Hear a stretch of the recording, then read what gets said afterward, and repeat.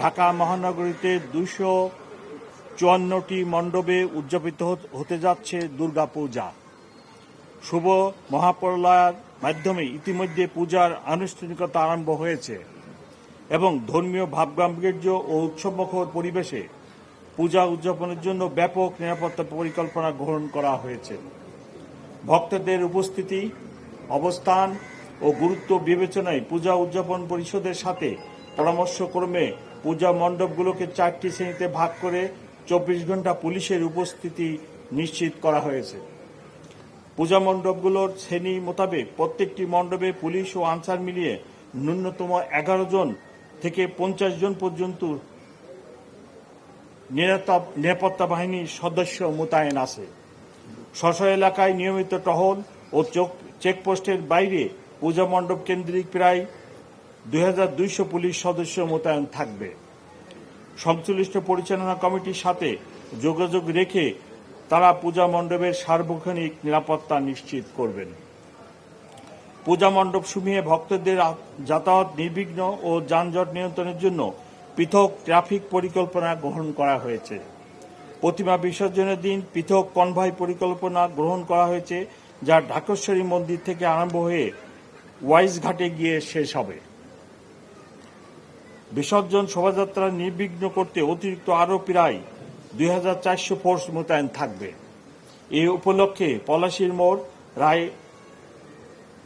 সাহেব বাজার ও ওয়াইজ ঘাটে 3টি অস্থায়ী ওয়াচ টাওয়ার স্থাপন করা হবে। দুর্গাপূজা চলাকালীন সময় আইনশৃঙ্খলা সমুন্নত রাখতে নিয়মিত পুলিশের পাশাপাশি সাদা পোশাকে গোয়েন্দা পুলিশও মোতায়েন থাকবে। যে কোনো ধরনের জরুরি পরিস্থিতি মোকাবেলার জন্য সোয়াট, এক্সপ্লোসিভ রিকভারি ও bomb disposal team, dog squad ও ক্রাইম সিন টিম সার্বক্ষণিক স্ট্যান্ডবাই থাকবে। প্রতিটি মণ্ডপে পুলিশের পাশাপাশি স্বেচ্ছাসেবক নিয়োজিত থাকবেন। গুরুত্বপূর্ণ মণ্ডপসমূহের প্রবেশ পথে 15টি আশ্রয় স্থাপন করা হবে এবং প্রয়োজনে মেটাল ডিটেক্টর দিয়ে তল্লাশি করা হবে। এছাড়া সিসি ক্যামেরার মাধ্যমে মণ্ডপের আশেপাশে পুলিশি নজরদারি থাকবে। সমাজ কল্যাণ মন্ত্রণালয় থেকে প্রতিটি পূজা মণ্ডপে ওনাদের লোক নিয়োগ করবেন।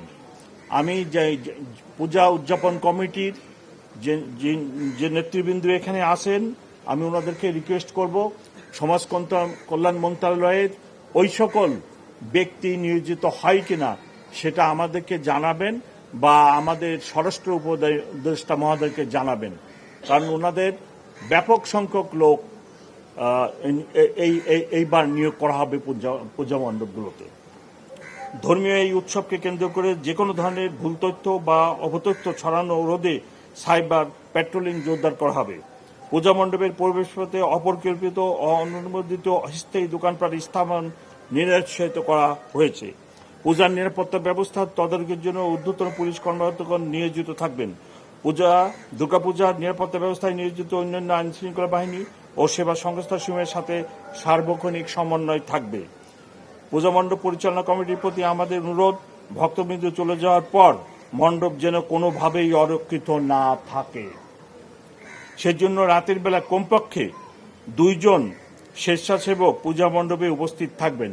পূজা উদযাপন কমিটি আছে, সেই কমিটির লোক অবশ্যই রাত্রি 10টা থেকে ভোর পর্যন্ত ভক্তবিন্দু আবার আসা পর্যন্ত দয়া করে থাকবে। আপনারা কাউকে একা রেখে যাবেন না।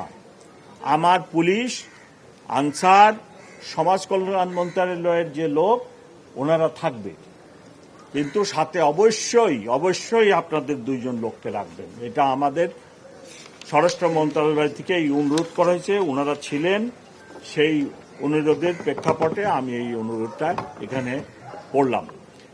যে পরিমাণ পুলিশ অফিসার এবং অন্যান্য আইনশৃঙ্খলা রক্ষাকারী বাহিনীর সদস্যদের নিয়োগ করা হয়েছে, এর বাইরে আমি আমার এই মেট্রোপলিটন পুলিশের যে ঊর্ধ্বতন পুলিশ কর্মকর্তা আছে তাদেরকেও ফ্রিকোয়েন্টলি পূজা মণ্ডপগুলো ভিজিট করার জন্য অনুরোধ করেছি এবং ওনারা আজকে থেকেই করবে। তাছাড়াও থানা ফাঁড়ির যে সমস্ত লোক আছে, আমরা সবাই পূজা মণ্ডপের নিরাপত্তার জন্য কাজ করে যাব, নজর রাখব। আমি আশা করি গত বছর পট পরিবর্তনের পর যে পরিবেশ ছিল তখন আইন শৃঙ্খলা রক্ষাকারী বাহিনীর মনোবল এত ভালো ছিল না, নানা ধরনের জটিলতা ছিল। এবার সেই পরিস্থিতি নেই। এবার আইন শৃঙ্খলা রক্ষাকারী বাহিনীর লোকজন, বিশেষ করে ঢাকা মেট্রোপলিটন পুলিশের সদস্যবৃন্দ সুসংগঠিত হয়ে গেছে। পূর্বের নেই আমরা কাজ করতেছি এবং কোনো রকম কোনো সমস্যা হবে না। আমি আশা করি নিরাপত্তাজনিত কোনো ঘটনা ঘটবে না। তবে সবসময় দুষ্কৃতিকারী থাকে, সব সমাজেই থাকে, সব দেশেই থাকে। সেই দুষ্কৃতিকারীদের হাত থেকে আমাদের এই উৎসব যাতে সুরক্ষিত হয়, তারা যাতে কোনো রকম কুমতলব বাস্তবায়ন করতে না পারে, তার জন্য আমাদের যেরকম সজাগ থাকতে হবে, তেমনি পূজা উদযাপন কমিটির লোকজনকেও আমি রিকোয়েস্ট করব আপনারাও সজাগ থাকবেন, কোনো দুষ্ট ব্যক্তি যেন কোনো দুষ্টামি করার সুযোগ না পায়।